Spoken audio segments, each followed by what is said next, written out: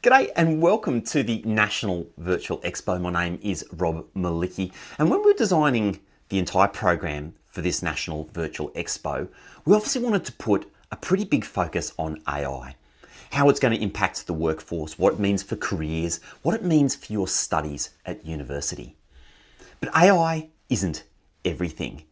And when we were thinking about who could we get in to present this counterpoint about why studying languages is still so critical, even in the future, full of AI that is coming, the person that came to mind was Professor Greg Hange from the University of Queensland.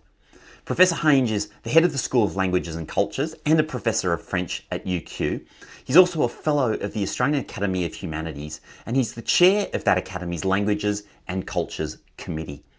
He's also a writer, an editor. He's written numerous books and chapters and articles in the fields of film, literature, sound studies, music, and critical theory. But importantly for you today, he's going to be talking about how even though AI seems to do such a great job of translating, it allows us to understand in different languages, the fact that learning languages is possibly not only more critical than ever before, but is an incredible advantage when it comes to going out and getting a job. Let's go and sit down and have a chat with Professor Greg Hange from the University of Queensland. Let's go.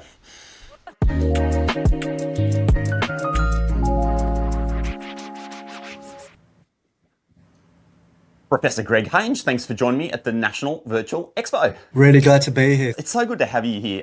You and I connected on LinkedIn over a shared love of languages. And I'm sure we're going to get into all the details about that later in this conversation.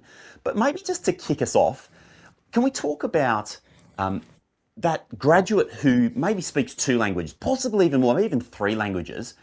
In terms of job opportunities, career opportunities, what are some of the opportunities that might be available to them that just simply aren't available to people who don't have those skills? Look, it's a really interesting question, Rob, because I think it's a question that we ask ourselves within the Australian context because, we're an incredibly multicultural society, but even though we're multicultural, we're very often monolingual, and English being, the predominant language of this great country. So, of course, that's what we were going to call an Anglophone country. And what we're finding in a lot of Anglophone countries is that there seems to be this slight aversion to learning other languages. And so when we ask a question like that, what are the opportunities for somebody bilingual, trilingual? It's like, that's an amazing thing, right? But riddle me this, in many, many, many, many countries around the world, being bilingual or trilingual is absolutely the norm. Not only the norm, it's actually the base requirement for many, many graduate level entry jobs.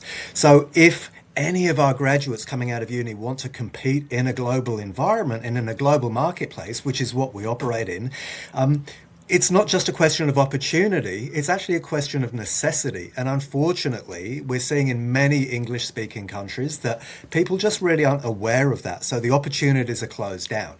But let me answer the question directly. There's no easy answer to that because quite simply, it can open up opportunities in every single realm. No matter what job you want to go into, no matter what career you want to end up in, adding a language, 2 languages to your portfolio, to your CV, will open up global opportunities that you would not have had otherwise. I'll give you one really easy example. Indonesia, one of our closest neighbours. Supposed to be by 2050, I think, in the top four global economies of the world. We've got maybe, if you're lucky, a dozen, 2 dozen students studying Indonesian at tertiary level in Australia every year, right? That's an absolute travesty. So think about the fact that, I don't know, you're studying civil engineering, and you think, well, what are the opportunities here? How am I going to differentiate myself going for a job with this amazing Australian civil engineering company? Well, look at the infrastructure requirements of Indonesia over the next 50 years. They are absolutely insane. Australia sells an awful lot of heavy plant to Indonesia, but that's the only part of the value chain that we capture. And if we understand better those global opportunities, you will be an incredibly attractive proposition to a future employer by letting them know how you can really help take their advantage out onto the global stage in a way that you simply can't without that, because other languages operate differently. But Greg, AI is going to solve all of this. You don't need to speak another language. We're just all going to be walking around with earbuds in here that live translate. Like, why would I spend years trying to figure out Indonesian when I can just put something in my ear? Look, a part of me says, "Oh, I wish that was going to be the case," and of course, a big part of me doesn't, because I'd be out of a job. But the reason I'm going to say what I'm going to say isn't just actually self-protection by any stretch of the imagination. Look, it is absolutely beyond doubt that machine translation has got so much better over the past 5 years, especially. And it really was a big sort of quantum leap in what it was able to do when the large language models and all kinds of neural learning platforms came into operation. But it's still not actually communication. All right? Large language models work according to statistical probability. That doesn't give you human communication. That gives you simulation. And you might say, well, we're going to have things in our ears, but think about this. Like the interaction we're having now, like a conversation where we're responding to each other in real time. If I've got to pause every 5 to 10 seconds and hold my phone up to you and let that translate, that is not natural human communication. Not only that, whilst AI's got really good at translating word for word, we need to understand that language isn't simply word by word equivalence. And even though it's getting better at understanding certain kinds of idiomatic phrases, what it really can't gauge is context, is inflection, thinking about all of those other semiotic signs that we use when we are communicating as humans, like body language, nuance, cultural difference. All of these things, it simply cannot do that. The human brain is a wonderful thing. It's one of the, remaining mysteries on this world, and we're still a very, very far way from understanding exactly how it does the incredible job of processing all of that understanding and then responding in a way that is appropriate to that context and that cultural setting. And let's be clear about that. We had an amazing talk here yesterday from one of our alum out of our Spanish program, who has just been appointed as Consul General and Trade Commissioner for Australia to Brazil, and taking care of a lot of other countries in that region as well, who credits everything that she's been able to do to her language abilities. But more than that, her very fine, nuanced understanding of the different ways that cultures operate and the way that you need to be able to adapt to that if you're going to successfully do business where, in other parts of the world, where those cultural norms and the ways that you actually go about gaining trust so that you can get a contract work in very, very, very different ways. So it's never just about language, and that's the other important thing to know as well. This is about understanding a whole different way of being in the world and of interacting with people in the world in a way that isn't your own. And I think that understanding that the way you think the world operates is not universal and doesn't operate the same way across all cultures is absolutely critical for anybody who's going to be wanting to do anything interesting in the future. That's so true. I think about my first trip up to Asia. I did a business trip when I was probably 23 or 24. Never stepped foot in Asia before. And I had this day full of meetings and activities, and it was all formal and everything. And we went to have lunch and I sat around this banquet table with, the vice president of this and the director of that and the manager of this, and they brought out plates and plates of food. The table's loaded full of food, and the head of the table said, "Please eat, eat." And so I start to fill my plate, and I look around and nobody else is eating, and I said, "Oh, well, are you going to eat?" No, no, no, you eat first. Okay, so I eat and I finish my Yeah. plate, and then they're still looking at me and they say, "Have more." Okay, so I served myself some more, and finally I couldn't eat anything else. There's still a table full of food, and I'm like, "Oh, I'm done." And at the moment I said I'm done, this whole table full of people fell onto the table and like they were ravenous. They just started screaming. And this was just this Yeah. cultural nuance of doing business in this particular country, and particularly in this particular region, that of course I had no understanding of whatsoever. But the person who understands that obviously has an enormous advantage when it comes to doing business, negotiating, persuading, understanding. Like, it's just the range of extra advantages it gives you Yeah. is phenomenal. To unpack that a little bit more, this amazing alum that we had talking to us yesterday, Gabrielle Hall, she was drawing on some work, some academic work in this area that shows, there's a very different way to approach that initial scenario, right? And if you get that wrong, you're not going to get the contract. And so she was talking about some cultures, and this is a little bit Australia, definitely the United States, where it's very transactional.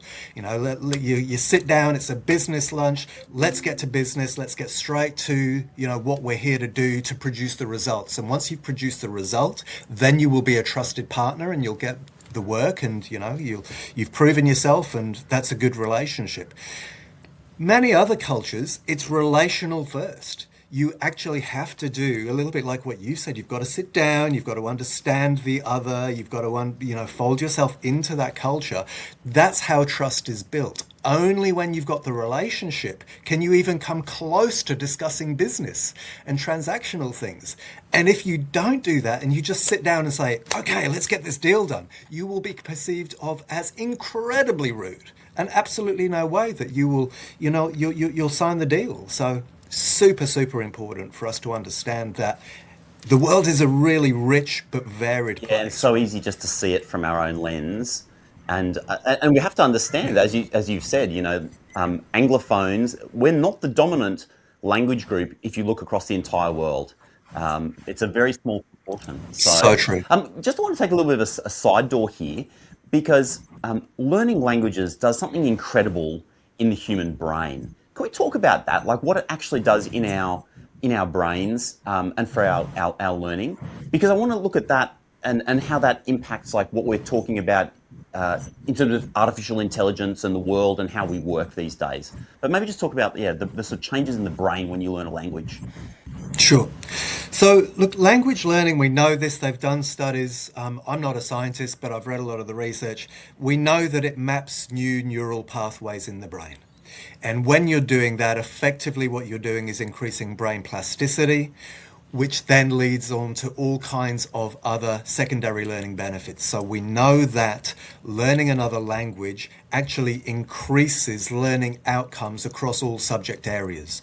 So not only do you actually have this other skill set, you're actually increasing your brain's ability to cope with all of the other learning that you're doing, because think of it like a muscle, right? It's getting stronger. It's able to do more things. So it's interesting because there have been some studies that have shown in schools where they have a language immersion stream, where so some kids will actually learn a good number of their subjects in another language, and other kids won't be following the immersion stream. Very often they're a select entry program. A lot of parents can be really afraid to put their kids into the language immersion program because they think, oh, well, they're going to be doing everything in Mandarin or French, and so their English is going to suffer and the NAPLAN results are going to be disastrous. The absolute opposite is the case. There is actually research that has studied schools with immersion programs, and they've done a comparative study of NAPLAN results for the kids that have done the immersion program and those that haven't. And so we're looking at the same demographic, all right? So this isn't a bias because we're not comparing like with like. This is within the same school. It's consistently shown that NAPLAN results are better across all learning areas for kids who have been in the immersion program compared to the kids that haven't been in there. So look, that's, I think, the easiest way to explain some of the advantages here. In addition, though, look, let's not be coy about this. Learning a language is Yeah. quite a hard thing to do, right? Incredibly rewarding, but hard. But that's really important to understand, in fact, that if you want good results in anything in life, you need a little bit of struggle. You need to step out of your comfort zone. If you constantly just stay within the realm of what you know and what's comfortable, you're actually not learning. And I think this is the danger that we've seen with the social media platforms over many years now, that reinforcement of the same message, this little echo chamber that's produced. You're not actually seeing anything but what you already believe thrown back in your face. That's incredibly dangerous for democracy, for learning, for all kinds of different things. And so I think welcoming in that discomfort within the safe environment of a language learning classroom brings all kinds of other benefits that build resilience, build the ability to deal with ambiguity, things that you get very literalized within that language classroom, which is a really rich but safe environment. And I just think it provides those sort of transferable skills that are absolutely critical in today's world. Because if we think that we can just outsource everything to AI and not put in any effort, there are serious cognitive consequences to that. And we're seeing that. And there are studies that are starting to show precisely what we lose if we do that and don't actually engage in that critical thinking, in that struggle, in that discomfort. And think about what's happening in the world, right? The rate of change is terrifying sometimes.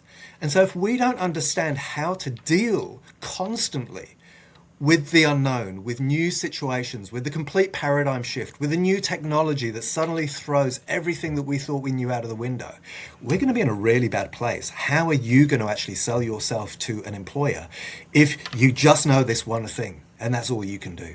In a world where everything can be generated, images, video, audio, ideas, everything can be generated literally in seconds. To me, the number one skill that people need for the future is the ability to think critically. Is to literally use your brain to look at information and ideas and critically analyze that. And there's fantastic evidence around languages as being just so powerful in developing that skill set.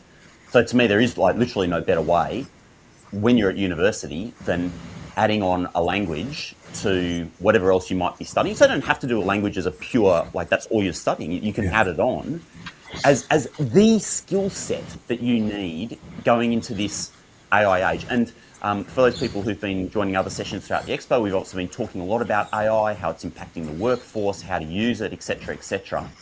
But that doesn't mean that these core human skills don't remain essential for where we're heading. Absolutely. And look, let me just give you another finding from the research that completely reinforces what you're saying. So critical thinking, there are all different kinds of ways that can be developed and nurtured. And I think one of the ways it comes to be within the realm of language learning is through creativity. Critical thinking and being able to respond to something, really to critique it and then formulate a reaction to that requires quite a bit of creativity. And again, there are many, many studies on bilingual kids that show that they may not arrive at the right answer more often or more quickly than monolingual kids that only speak one language.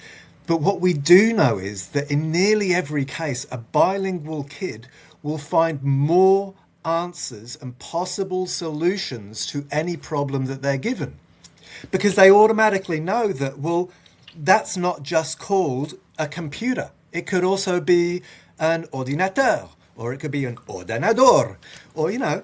you're already seeing the world and all of these different possibilities around you, and that it might be something else. So it's not necessarily the first idea that jumps into your head. Let's jump in and be. I love that. Let's jump in and be really practical.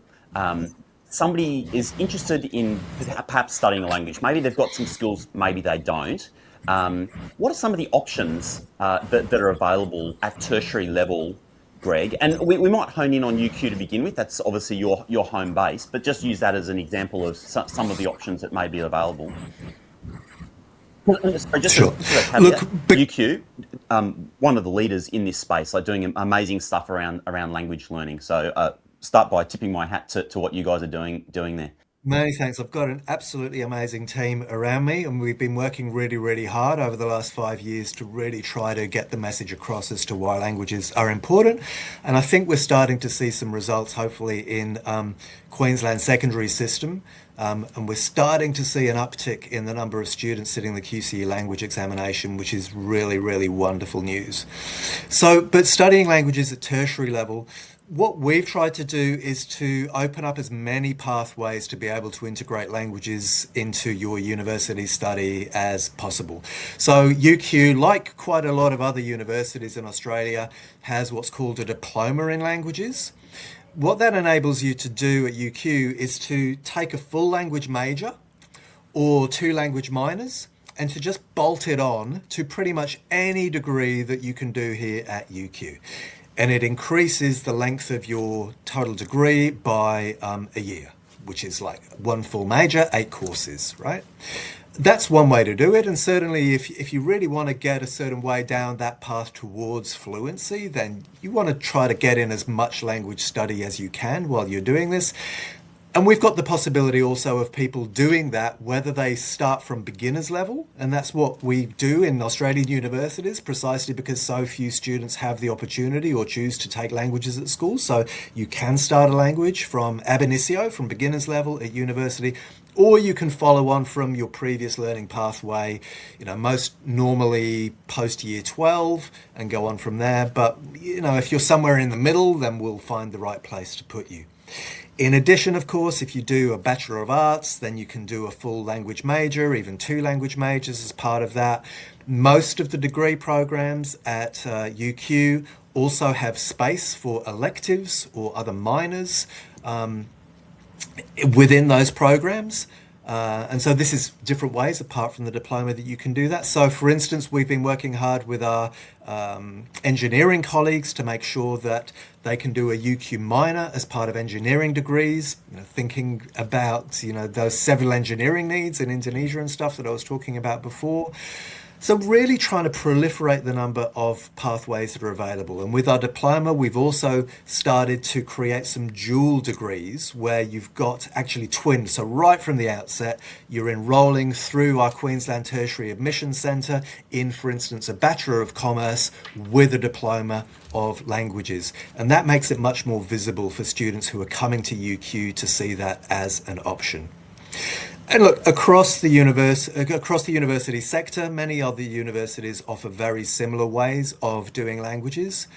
Unfortunately, there are a lot of universities now, it's still not the majority, but an awful lot of universities in Australia that have got out of the language learning game precisely because numbers have been in decline. Even if you're going to one of those, though, the chances are there's a strong possibility you can use some of your credit that you might have that isn't already committed to your main degree to do some language study via a cross-institutional enrolment. Certainly here in southeast Queensland, quite a few years now ago, I think in 2010, 2011, we formed an alliance between ourselves at UQ, QUT and Griffith University to make sure that languages were available to students at those 3 universities, regardless of whether the language that they wanted to learn is available at their home university or not. So we teach a lot of students from QUT, Our students go to Griffith if they want to do Italian because it's not a language that we offer here.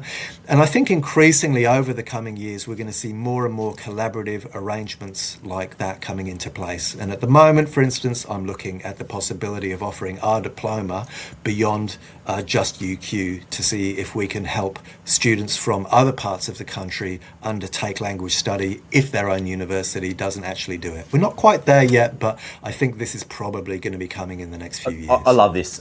So just inventing an institution so I don't point anyone else. So if you're studying at the University of Southwest Western Australia in Albany and you want to, add on some language subject, but they don't have the particular subject or the language that you're interested in, you can do this cross-institutional study, depending on your degree, and maybe do some of your electives via another Australian university. That's enormously appealing. It means, that just about everyone has got access to add this sort of thing into their degree. Absolutely. And look, there's some good information out there on websites that will tell you exactly what's available where. You, of course, need to think about the mode that it's taught in. If you're in your amazing imagined university there, the University of Southwest Western Australia, I think it was, then you're not going to want to have to go 3 times a week over to Sydney, right, to do your language study. But there are certainly places that are offering some of their courses in hybrid mode or fully online. Some universities are really well set up for online delivery. Look at the Open University. For us here at UQ, we offer all of our Russian courses in hybrid mode because we really want to open them up because it's taught in so few places across Australia. And yet, a critical language. If you look at the geopolitical situation at the moment and what's happening in the world, Russia is such an important language. But, I guess Russia as a nation has become a little bit of a boogeyman, so maybe it's putting people off. But it's actually the reason why we need many, many more people with a very deep understanding of Russia. It is such an important player on the global stage. And so we've done that precisely so that any student anywhere in the country who understands that and wants to be able to take some Russian courses can do that with us. Maybe by way of finishing up, Greg, we've been talking about the fact you speak another language. That is the gateway to a job in its own right, because these skills are so in demand from business, government, non-profits, international organisations, and yet so few Australians are actually going into it, relatively speaking.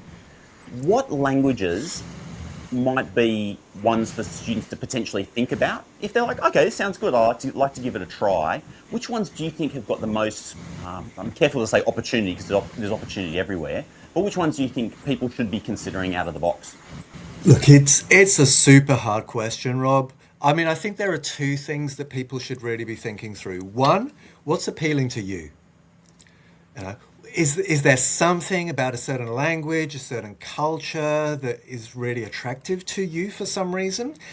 Because, it's going to be hard work. You're going to need to put in some hours and you want to be able to enjoy that, right? It's got to be a good learning experience for you. Otherwise, there's no point doing it. So I think about that. But also, if you're really a little bit agnostic and there are lots of things that you could do, then maybe think about the career that you want to go into.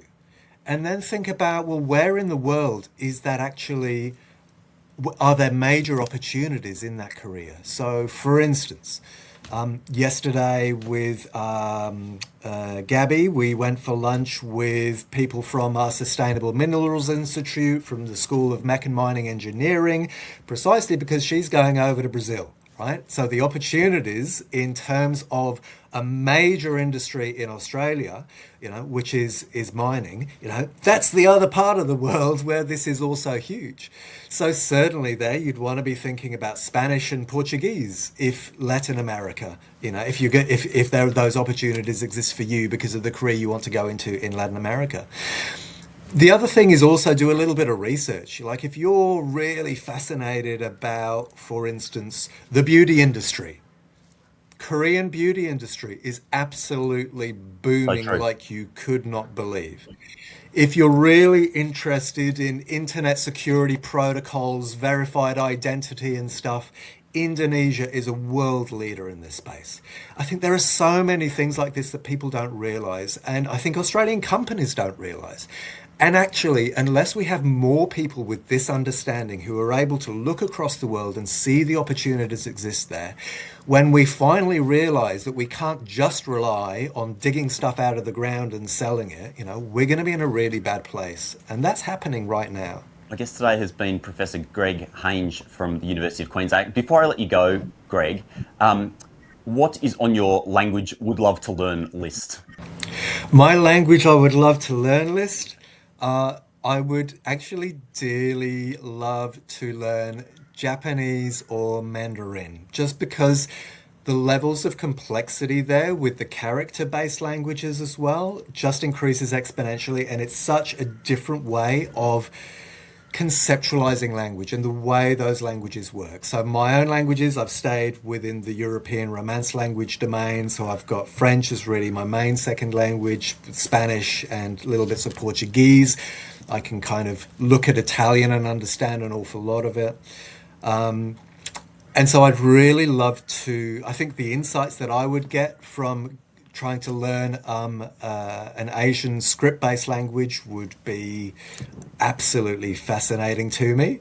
I wish I had the time. I really, really do. But at the moment, I'm really just trying to make sure that all of our amazing students in the country have more access to languages, and it's taking up a lot of my time right now. Good on you, Greg. Thanks so much for joining me.